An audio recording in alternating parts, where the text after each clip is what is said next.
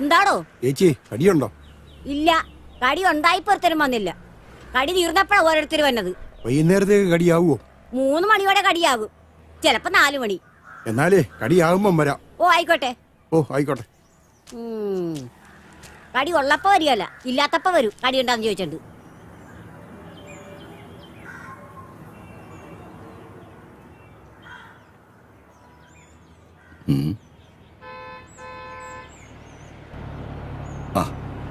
പറഞ്ഞ സമയത്ത് തന്നെ പാരാപ്പാപ്പച്ചെത്തി.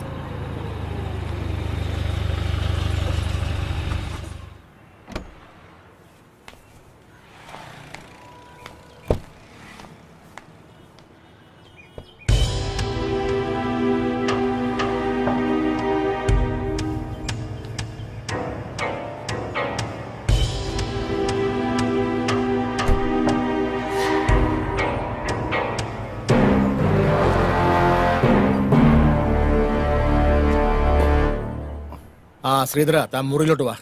ഓ,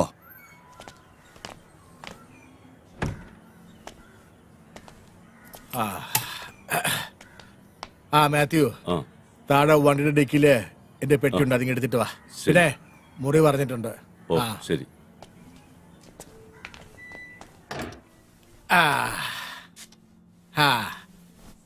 പിന്നെ ശ്രീധര, എന്നെ അയക്കൊണ്ട് വിശേഷങ്ങള്. അത് പിന്നെ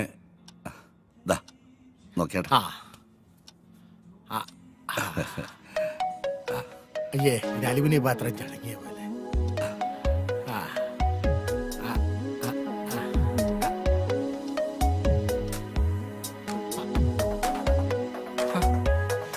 ഇതേതാടാ? നല്ലോ, ഇതാരാടോ? നോക്കട്ടെ. ഇത് ഇവളാണ് പാപ്പച്ചായ, അംബിക. ഞാൻ വിചാരിച്ചതിനെ തന്നെ പാപ്പച്ചായ സെലക്ട് ചെയ്തു. ഇവളുടെ ഭർത്താവൻ ഗൾഫിലാ. വീട്ടിൽ അടയിരുന്ന് മടുത്തു. ഞാൻ നേരത്തെ മുതലേ പാപ്പച്ചായന് വേണ്ടി കണ്ടുവച്ചിരുന്നതാ. ഇവൾ എന്റെ നമ്പർ തേടി പിടിച്ചു വിളിച്ചു. എന്ന് പറഞ്ഞ ഓൾ കേരള ഡിസ്ട്രിബ്യൂട്ടർ താനല്ലേ? പലതിന്റെ റിലീസ് താൻ വഴിയല്ലേ? പക്ഷെ പാപ്പച്ചായന് വേണ്ടി ആലോചിക്കുമ്പോഴാണ് ഞാൻ കുഴയുന്നത്. അതെന്നാടോ? ഓ, പാപ്പച്ചായന്റെ അവസാനത്തെ ആ പണി, അത് പെണ്ണുങ്ങൾക്ക് സഹിക്കാൻ വലിയ പാടാ.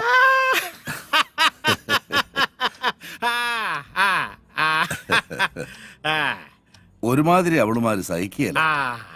അതിനെയല്ല അവളുമാര് പരിഭവം പറയും. ചിലർ എന്നോട് കംപ്ലൈന്റ് പറയുകയും ചെയ്യും. എന്നായാലും എന്താടോ, കാശല്യോ കൊടുക്കുന്നേ?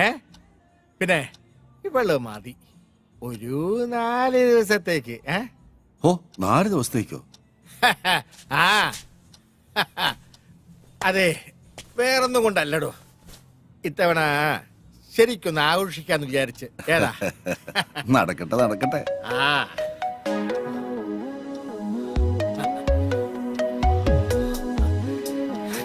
എന്റെ അമ്പി.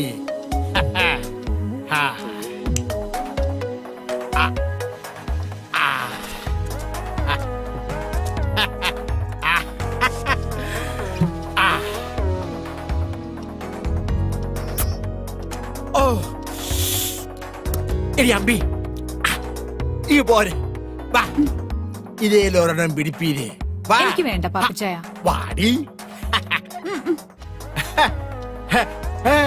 എന്നിട്ട് മൊത്തം മ്ലാനതാ. ഏയ്, ഒന്നുമില്ല. വേണ്ടേ?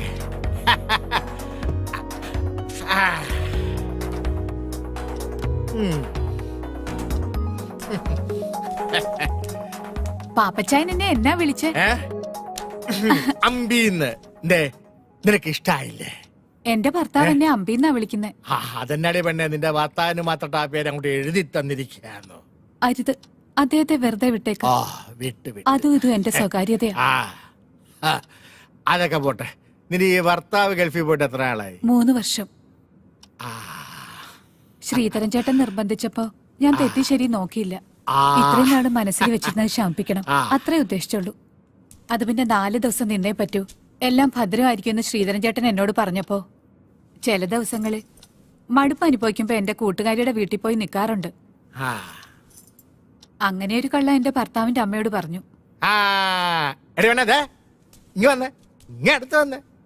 ദേ മിടിക്ക മിടിക്ക്. ഞാൻ എത്രാമത്തെയാ പാപ്പച്ചായന്റെ ലിസ്റ്റിൽ? ഇതിന്റെയൊക്കെ ലിസ്റ്റ് ആരും നോക്കുന്നു? കള്ളൻ. ആ എടി പെണ്ണെ, നീ അപ്പൊ പോയല്ലേ? അതെ, ഉച്ചയ്ക്ക് മുന്നേ വീട്ടിലെത്തണം, അല്ലെങ്കിൽ ഞാൻ പാപ്പച്ചായന്റെ കൂടെ വരേണ്ടി വരും.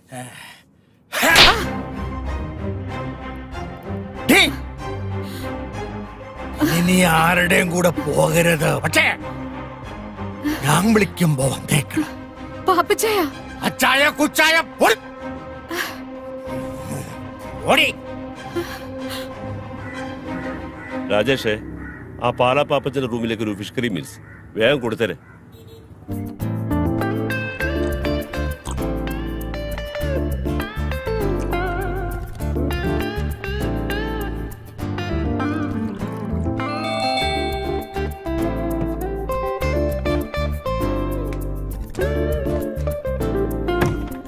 ആ ചേട്ടനാ, വാ ആഹാ, ഓരോന്നൊഴിക്കട്ടെ. തുടങ്ങിയോ? ഓ, ഇരിക്കെ.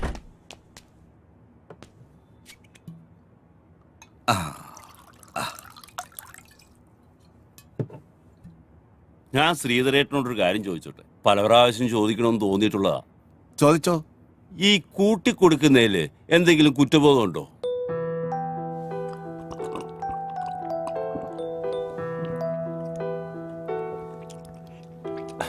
അല്ല, ഞാൻ ചോദിച്ചെന്നേ ഉള്ളൂ.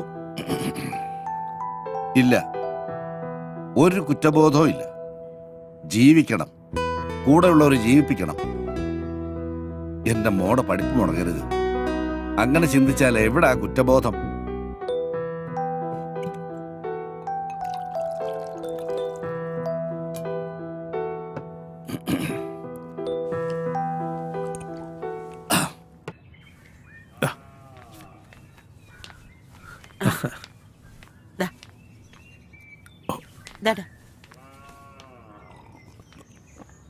ഈ കല്യാണം എന്നൊക്കെ പറഞ്ഞ ഒരു സമയവാ, അത് അതിന്റെ സമയത്ത് നടക്കത്തുള്ളൂ അല്ലെ? കുറിപ്പ് എനിക്കിട്ടൊന്ന് അയ്യോ, താങ്ങിയതാണല്ലോ. എന്റെ പൊന്നു തമ്പുരാനെ അങ്ങനെ കരുതല്ലേ.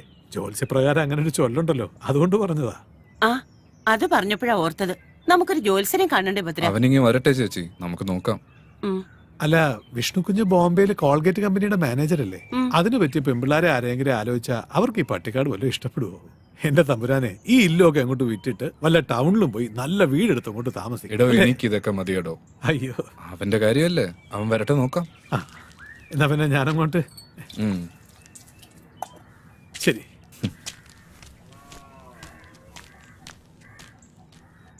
പാവം, ഇവിടുന്ന് കിട്ടുന്നതുകൊണ്ടാ അയാളുടെ കുടുംബം കഴിയുന്നത്.